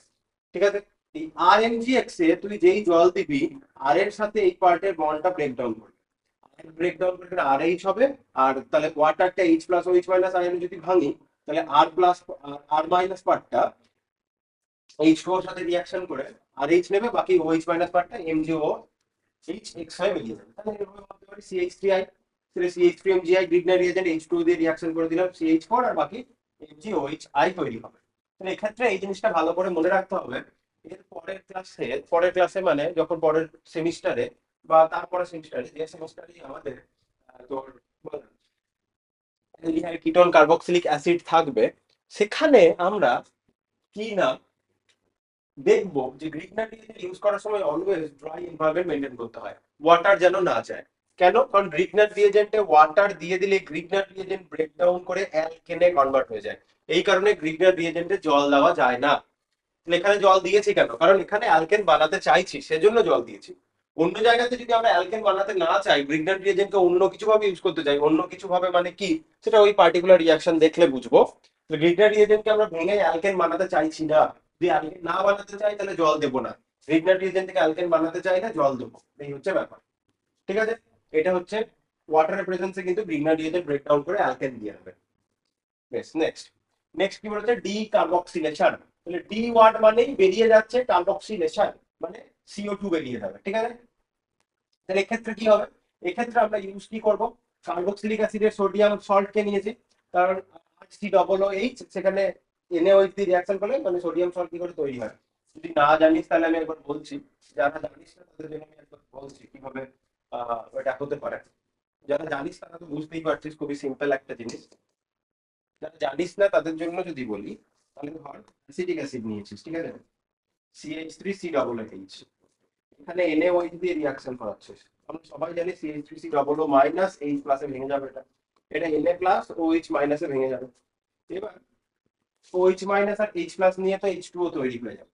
ঠিক আছে, বাকিটা CH3COO মাইনাস আর Na প্লাস একে অপরের পাশাপাশি বসলো, আর বাকিটা জল হয়ে বেরিয়ে গেল, ওটাই লিখেছে। ঠিক আছে, CH3C আর COO যেটা লিখেছে বলে, এই সোডিয়াম সল্টে। তাহলে তুই যদি এখানে RCOO মাইনাস Na প্লাস, ওটাই ওখানে NaOH COO দিয়ে হিট আপ করে দিলে এটা ভেঙে গিয়ে RH এ কনভার্ট হয়ে যাবে, এই পার্টটা বেরিয়ে গিয়ে RH হয়ে যাবে, আরেকটা CO2 হয়ে বেরিয়ে যাবে, যেটা সোডিয়াম সাথে যুক্ত হয়ে Na2CO3 তে কনভার্ট হয়ে যাবে। এই হচ্ছে ব্যাপার। তাহলে এখানে যেটা CH2 CH3CH2 টা CH3CH3 তে কনভার্ট হবে, এইটুকু পার্ট আমার বাকি সোডিয়াম সাথে যুক্ত হয়ে Na2CO3 হয়ে বেরিয়ে যাবে। তাহলে ডিকার্বক্সিলেশন রিঅ্যাকশন। রিএজেন্ট ডিকার্বক্সিলেশন রিঅ্যাকশনে আমরা NaOH আর CaO কে রিঅ্যাকশন করি। NaOH আর CaO এটাই মিক্সচারটাকেই আমরা বলি সোডা লাইম। ঠিক আছে, কোথাও যদি সোডা লাইম মেনশন থাকে তাহলে যেন বুঝতে অসুবিধা না হয়। এরকম করে এই রিঅ্যাকশন গুলোকে করতে হবে, প্র্যাকটিস করতে হবে, কোথায় কি আছে সেটা দেখতে হবে। এবার আমরা খুব ইম্পর্টেন্ট একটা রিঅ্যাকশনে দেখলাম, এই রিঅ্যাকশন গুলো খুব ইম্পর্টেন্ট, স্কুলের পরীক্ষাতে পড়ার চান্স হাই। ভার্জ বা উর্জ রিঅ্যাকশন, এই UWURTZ, ভার্জ উর্জ, তো যেটা ইচ্ছা হয় সেটা উচ্চারণ করবে। ঠিক আছে, তাহলে ভার্জ রিঅ্যাকশনে এখানে বা উর্জ রিঅ্যাকশনে কি করা হয়, দুটো আরএক্স থাকে, সোডিয়াম নিতে হয়, শুষ্ক ইথার নিতে হয়, যতগুলো নিবি ডবল না হলে 2 মোল করে নিতে হবে। এখানে আর আর যুক্ত হয়ে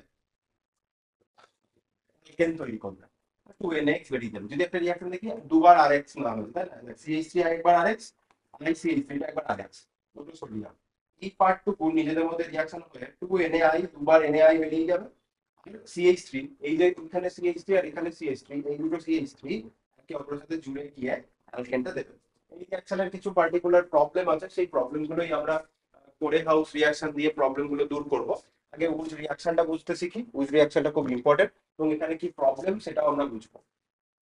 ঠিক আছে, উজ রিঅ্যাকশন সংক্রান্ত কতগুলো ইম্পর্টেন্ট পয়েন্ট এখানে একটু ডিটেলে পড়তে হবে। এই পয়েন্টগুলো, উজ রিঅ্যাকশন সংক্রান্ত কতগুলো ডিটেল পয়েন্ট, এখানে কিন্তু আমরা অলওয়েজ যুগ্ম সংখ্যক কার্বনযুক্ত অ্যালকেনি বানাতে পারবো, অযুগ্ম সংখ্যক কার্বনযুক্ত অ্যালকেন কিন্তু আমরা বানাতে পারবো না। আচ্ছা, কেবলমাত্র হ্যাঁ, আচ্ছা 2 নম্বর পয়েন্টটা, কেবলমাত্র 1 ডিগ্রি আর 2 ডিগ্রি অ্যালকিআইন হ্যালাইন উডস রিঅ্যাকশনে অংশগ্রহণ করে, 3 ডিগ্রি অ্যালকাইল হ্যালাইড কিন্তু উডস রিঅ্যাকশনে অংশগ্রহণ করবে না। এই বিক্রিয়ার সাহায্যে আমরা মিথেন বানাতে পারবো না, কারণ একটা অ্যালকাইল গ্রুপের সাথে আরেকটা অ্যালকাইল গ্রুপ জুড়ছে। তাহলে এই রিঅ্যাকশনে মিনিমাম যে অ্যালকেনটা তৈরি হবে সেটাতে মিনিমাম দুটো কার্বন থাকবে, একটা কার্বন যুক্ত আমরা কিন্তু বানাতে পারবো না, কারণ বিক্রিয়ায় একাধিক কার্বন পরমাণু বিশিষ্ট অ্যালকেন উৎপন্ন হয়। আচ্ছা, অপ্রতিসম অ্যালকেন প্রস্তুতিতে এই পদ্ধতি অনুপযুক্ত। অপ্রতিসম অ্যালকেন মানে odd number of কার্বন যুক্ত হাইড্রোকার্বন, ঠিক আছে, odd number, অযুগ্ম সংখ্যক, যেটা একটু আগেই বলছিলাম, অযুগ্ম সংখ্যক কার্বন পরমাণু যদি থাকে তাহলে সেই অ্যালকেনটা হবে তোর অপ্রতিসম। আর যদি যুগ্ম সংখ্যক হয় তাহলে প্রতিসম হবে, সেটাই বলতে চাইছে, অযুগ্ম সংখ্যক আমরা বানাতে পারবো না। অপ্রতিসম অ্যালকেন প্রস্তুতির জন্য মিশ্র উৎজ বিক্রিয়া, অর্থাৎ মিশ্র উৎজ বিক্রিয়া বলতে কি, অর্থাৎ আমি যদি এখানে দেখাই খুব সহজে দেখাতে পারবো। মেনটা হচ্ছে তুই যদি সিমেট্রিক্যাল অ্যালকেন নিস, সিমেট্রিক্যাল অ্যালকেন জিনিস, তাহলে তুই এখান থেকে সিমেট্রিক্যাল প্রোডাক্ট পেলি, ভালো কথা, সাইডে যাওয়া চলছে, ওটা নিয়ে ভাবছি না, 2NX বলবে। এবার তুই যদি দুটো অ্যালকাইল গ্রুপকে আলাদা আলাদা নিস, এখানে একটা RX নিলি, 2Na নিলি, বাস আমি এইভাবে না লিখে আমি লিখি RX নিলাম আর R-X নিলাম, ঠিক আছে, প্লাস 2Na নিলাম। এখান থেকে প্রোডাক্ট আসার সময় তৈরি হবে, আর তৈরি হবে, এবং আর তৈরি হবে। তুই ডিজায়ার্ড প্রোডাক্ট ছিল তোর হয়তো এটা আর বানানো, কিন্তু তার সাথে এই প্রোডাক্ট গুলো তৈরি হয়ে যাবে।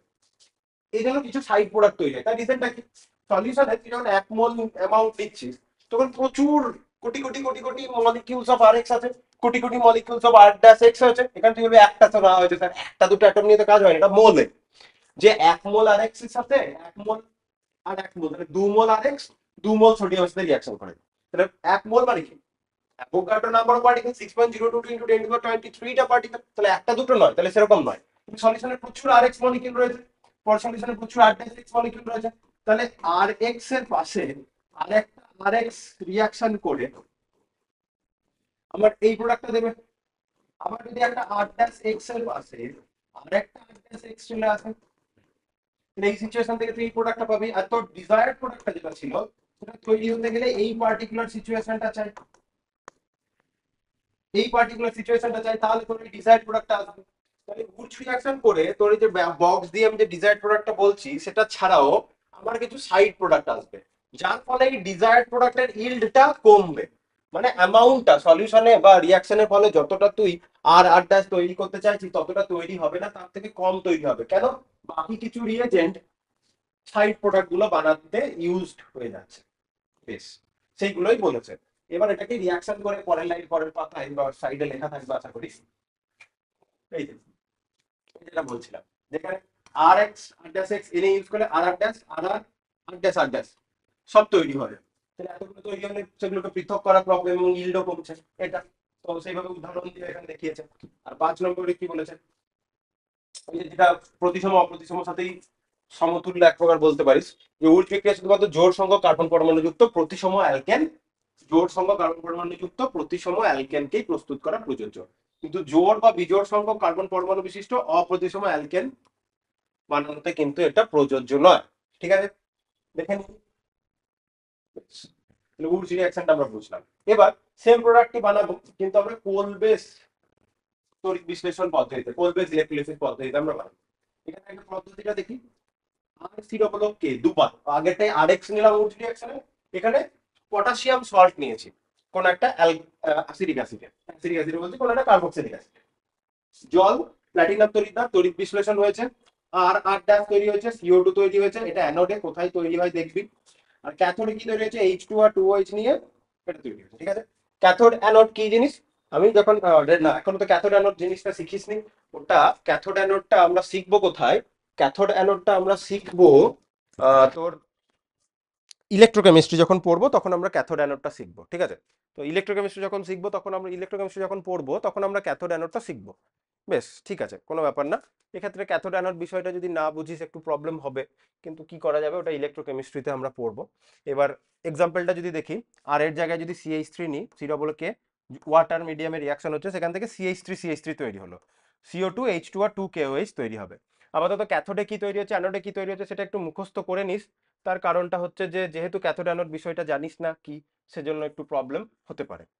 আচ্ছা, কোলবেস ইলেকট্রোলিসিস পদ্ধতিতে গুরুত্বপূর্ণ প্রবলেমটা কি, এখানেও যে প্রবলেমটা, এখানে যদি আমরা এরকম মিক্সচার বানাতে চাই, আর আর ড্যাশ বানাতে চাই, শুধুমাত্র সেটা তৈরি হবে না, আর আর এবং আর ড্যাশ উডজ রিয়াকশনে যে প্রবলেমটা ছিল সেই প্রবলেমটা, উডজ রিয়াকশনে যা যা প্রবলেম কোলবেস ইলেকট্রোলিসিসে তাই তাই প্রবলেম লিখেছে। দেখ, এটি অপ্রতিসম অ্যালকেন প্রস্তুতির ভালো পদ্ধতি নয়, এই যে কারণ মিক্সচার তৈরি হয়ে যাচ্ছে। এই পদ্ধতিতে কার্বক্সিলিক অ্যাসিডের অ্যালকাইল গ্রুপে উপস্থিত কার্বন পরমাণুর সংখ্যার দ্বিগুণ সংখ্যক কার্বন পরমাণুযুক্ত অ্যালকেন উৎপন্ন হয়। স্বাভাবিক, যদি আগের রিয়াকশনটা দেখিস, এখানে কতগুলো কার্বন আছে, এটাই এই কম্পাউন্ডটাই একটা কার্বন আছে, একটা কার্বন যুক্ত, সরি একটা কার্বন কেন বলছি, সরি সরি,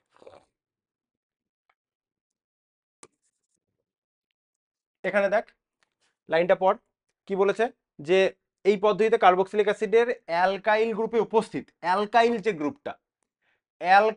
গ্রুপটা সেই গ্রুপে উপস্থিত কার্বন সংখ্যা দ্বিগুণ সংখ্যক কার্বন পরমাণুযুক্ত অ্যালকেন তৈরি হয়। তাহলে এখানে যেটা যদি এই কম্পাউন্ডটা দেখা হয়, এই কম্পাউন্ডে যেটা আমার alkyl group, CH3 alkyl group, CH3 এটা অ্যালকাইল গ্রুপ, এক কার্বনযুক্ত অ্যালকাইল গ্রুপ, যখন আমার অ্যালকেনটা তৈরি হয়েছে সেখানে দুটো কার্বন আছে, এটাই বলতে চাই যে ডবল তৈরি হবে।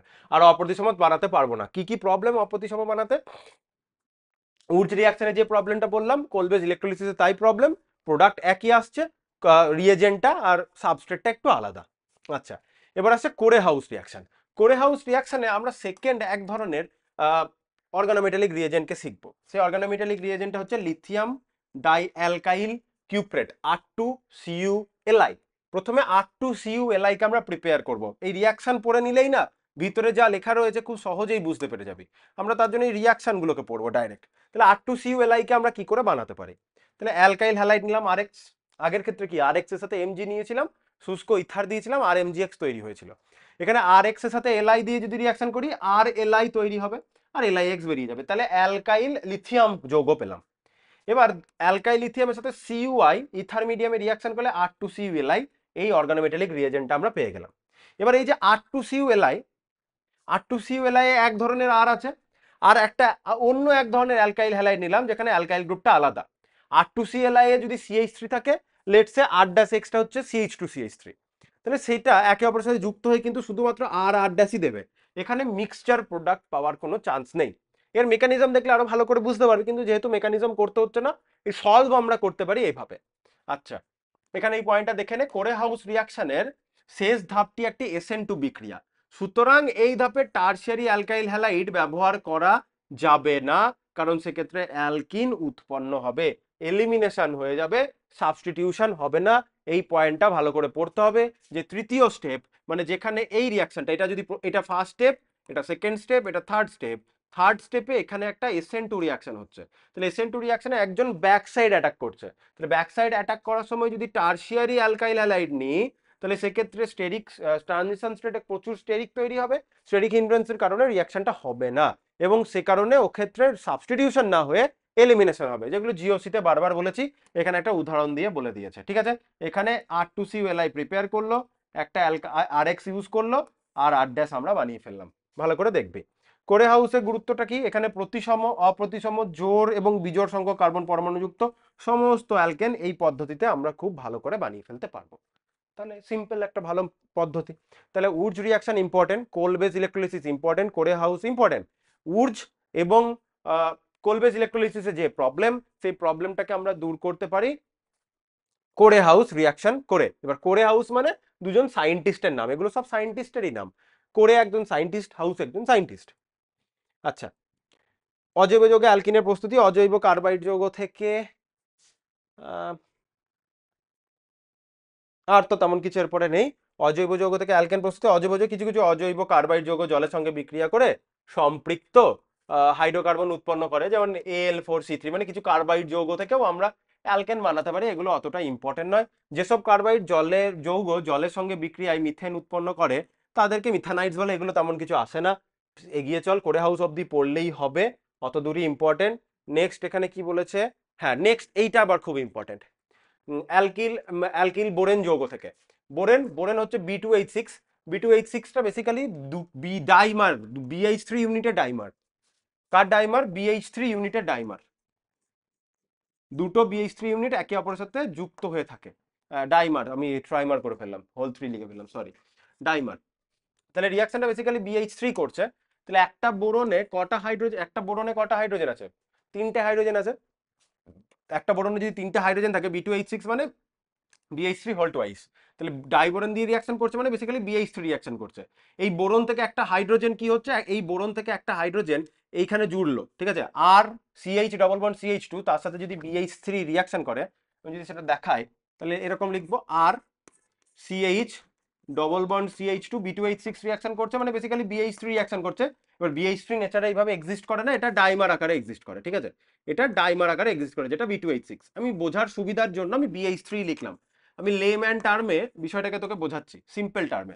এবার ভাব BH3 একটা হাইড্রোজেন, ধর এটাকে BH2 লিখলাম, এখান থেকে আরেকটা হাইড্রোজেন বেরিয়ে আছে ধরলাম। ঠিক আছে, ভাব, তুই মনে মনে ভাব, মেকানিজমটা এরকম টাইপের নয়, ভাব যে এই হাইড্রোজেনটা বেরিয়ে এসে এই কার্বনের সাথে জুড়ে গেল। ঠিক আছে, তাহলে ওটা যদি ওই যদি জুড়ে যায় তাহলে আর এখানে CH2 হবে। এই কার্বন যখন এক্সট্রা একটা হাইড্রোজেনকে নিয়েছে, এদিকে তো আর ডবল বন্ড রাখবে না, তাহলে পেন্টাভ্যালেন্ট হয়ে যাবে, 5টা বন্ড হয়ে যাবে। 5টা বন্ড হবে না, একটা হাইড্রোজেনের সাথে ছিল, নতুন একটা হাইড্রোজেন বন্ড করলে আবার যদি এদিকে ডবল বন্ডটাকে তুই রেখে দিস, দিয়ে CH2 আর লিখে দিস, তাহলে এই কার্বনের সিচুয়েশন কি হবে? 2 3 4 5টা বন্ড হয়ে যাবে। তাহলে এরকম হবে না। তাহলে মাঝের কার্বনে CH ছিল, একটা হাইড্রোজেন নিয়ে এটা যেই CH2 হলো, এটা CH2 যেরকম ছিল থাকলো, এ গিয়ে একটা বোরনের সাথে বন্ড করলো, বোরনতে একটা হাইড্রোজেন দিয়েছে, এটা কি হয়ে গেল? BH2। এরকম ভাবলাম। এবার এই বোরনের কাছে তো এখনো দুটো হাইড্রোজেন রয়েছে, আরেকটা যে হাইড্রোজেন সে এরকম টাইপের আরেকটা সাবস্ট্রেটের কাছে গেল। এরকম টাইপের আরেকটা সাবস্ট্রেট বলতে আর CH ডবল বন্ড CH2, এই হাইড্রোজেনটা আবার এর কাছে এসে বন্ড করলো। তাহলে নেক্সট টাইমে কিরকম হবে? এটাও সেই আগেরটার মতো হয়ে যাবে, বোরন। বোরনে আবার এখন একটা হাইড্রোজেন পড়ে রয়েছে, দুজন এরকম গ্রুপ ওর সাথে জুড়ে গেছে, CH2 CH2 আর এখানেও CH2 CH2 আর এই হাইড্রোজেনটা আবার এরকম টাইপের একটা সাবস্ট্রেটের সাথে রিঅ্যাকশন করবে। তাহলে CH2 CH2 আর CH2 CH2 আর বোরন কো ঘিরে কবার? তাহলে আর CH2 CH2 এটা বোরনকে ঘিরে কবার আছে? 3বার আছে। সেজন্য বইয়ে দেখ এইভাবে লিখেছে, বোরনকে ঘিরে এটা কবার লিখেছে দেখ, আর CH2 CH2 বোরনকে ঘিরে 3বার। এখানে যেই প্রোপানোয়িক অ্যাসিড, মানে কোনো একটা অ্যাসিড দিলি, অ্যাসিড দিলেই কি হবে? এটা কেটে যাবে বন্ডটা বোরনের সাথে, এবং এটা আর CH2 CH3 তে কনভার্ট হয়ে যাবে। এবং কতগুলো কনভার্ট হবে? অলরেডি 3টে ছিল বোরনকে ঘিরে, তাহলে 3টে পেয়ে যাবো এভাবে। আশা করি বুঝতে পারা গেছে। আর বোরন এরকম হায়ার কম্পাউন্ডকে এজিনে, ঠিক আছে, ওটা অতটা চাপ নেই, এটা পড়তে হবে। আচ্ছা, এখানে হাইড্রোবোরেশন হলো। এবার পরের বছর নয়, মানে পরের বছর বলা ভুল, পরের সেমিস্টারে যখন আমরা অ্যালকোহল বানানোর রিয়াকশন দেখবো, তখন আমরা ফার্স্ট স্টেপে এই হাইড্রোবোরেশনটা করব। হাইড্রোবোরেশন করার পর প্রোপানোয়িক অ্যাসিড দিয়ে H+ আয়ন দিয়ে রিয়াকশন করে দিলে ওটা অ্যালকেন তৈরি হচ্ছে। কিন্তু এই স্টেপে যদি হাইড্রোবোরেশন অক্সিডেশন করে দিই আমরা, তাহলে কিন্তু ওখান থেকে অ্যালকোহল তৈরি হয়ে যাবে। মানে সম্পূর্ণরূপে নির্ভর করছে এই সেকেন্ড স্টেপে তুই কি রিয়েজেন্ট দিচ্ছিস। এই সেকেন্ড স্টেপে তুই কি রিয়েজেন্ট দিচ্ছিস সেটার উপর নির্ভর করে প্রোডাক্ট। প্রথম স্টেপটা একই থাকবে, সেকেন্ড স্টেপে H+ আয়ন দিলেই অ্যালকেন, অন্য কিছু একটা রিয়েজেন্ট দিলেই সেখানে অ্যালকোহল তৈরি হয়ে যাবে। কি রিয়েজেন্ট সেটা যখন যেখানে পড়বো, যে ক্লাসে পড়বো সেই ক্লাসে আমরা আলোচনা করব। ঠিক আছে, এটা এই ক্লাসের আলোচনার ব্যাপার নয়।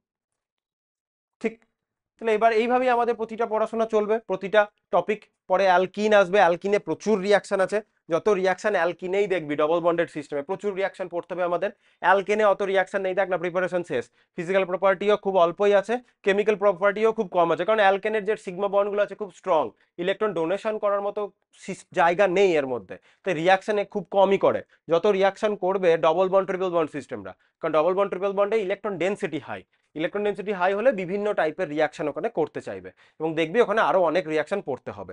এরপরের দিন যাই হোক, এর পরের ক্লাসে আমরা অ্যালকেনের ফিজিক্যাল প্রপার্টি, কেমিক্যাল প্রপার্টি দেখব, এবং মিথেন ইথেন এরকম টাইপের কিছু জেনারেল কম্পাউন্ডের রিয়াকশন পড়তে হবে।